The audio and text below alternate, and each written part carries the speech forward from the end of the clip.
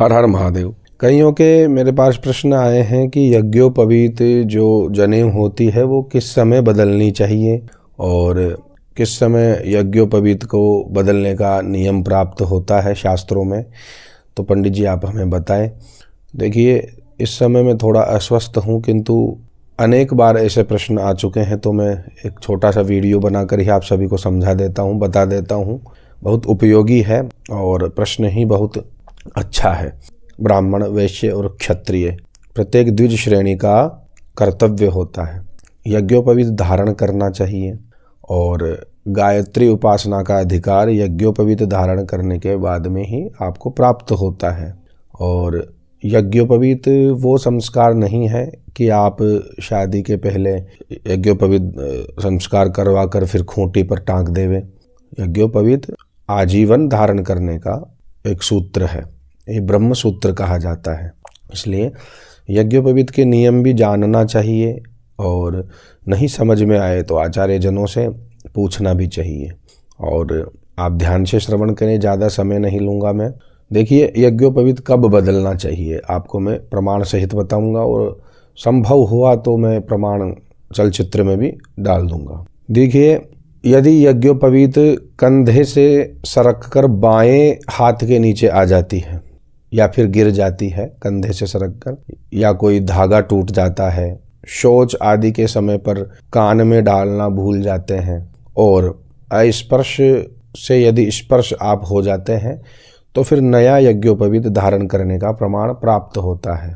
ध्यान से श्रवण करें। पतितम त्रुटितम वापि ब्रह्म सूत्रम यदा भवेत नूतनम धारेद विप्रः स्नात्वा संकल्प पूर्वकम मलमूत्रे त्यजेद विप्रो विस्मृत्योपपीत धृक् उपवीतम तदुत्सृज्य दध्यादन्यन्नवम तदा। आचार्येन्दु में है, ये प्रमाण मिलता है, मैं डाल भी दूंगा। क्या कहते हैं? और चितिकाष्टम चितेर धूमम चंडालम च रजस्वलाम शवम च सूतिकाम स्पृष्ट्वा स चैलो जलमाविशेत त्यजेत वस्त्रम च सूत्रम च। क्या कहते हैं? गृहस्थ और वानप्रस्थ आश्रम वालों के लिए 2 यज्ञोपवीत पहनना आवश्यक होता है। ब्रह्मचारी एक जनेऊ पहन सकता है। चादर और गमछे के लिए एक यज्ञोपवीत और धारण करें। यदि उपवस्त्र यदि धारण नहीं करता है, दुपट्टा इत्यादि नहीं लगाते हैं, तो एक यज्ञोपवीत और पहने। 4 महीने बीत जाने पर यज्ञोपवीत बदल लेना चाहिए। इसी तरह उपाकर्म में, जनना शौच में, मरणा शौच में और श्राद्ध में, यज्ञ आदि में, चंद्र ग्रहण और सूर्य ग्रहण में, इनके बाद में भी यज्ञोपवीत धारण करना अपेक्षित होता है। यज्ञोपवीत कोई धागा नहीं है, यह मंत्रों के द्वारा इसको बनाया जाता है, अभिमंत्रित किया जाता है। कई विधियां इसमें संपन्न की जाती है, कई देवताओं का आवाहन होता है।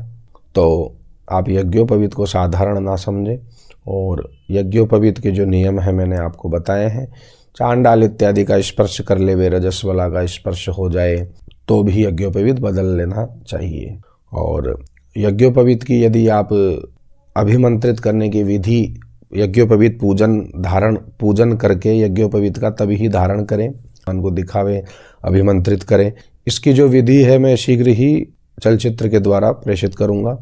और आप सभी मुझे बताएं, यदि आपको जल्दी ही चाहिए तो मुझे कमेंट भी करें, मुझे बताएं भी कि आपको सभी को जल्दी चाहिए, तो मैं शीघ्र ही इसका चलचित्र बनाने का प्रयास करूँ। तो मैंने छोटे से वीडियो में आपको अच्छे से जानकारी दी है कि यज्ञोपवीत कब बदलनी चाहिए। हर हर महादेव, नारायण नारायण।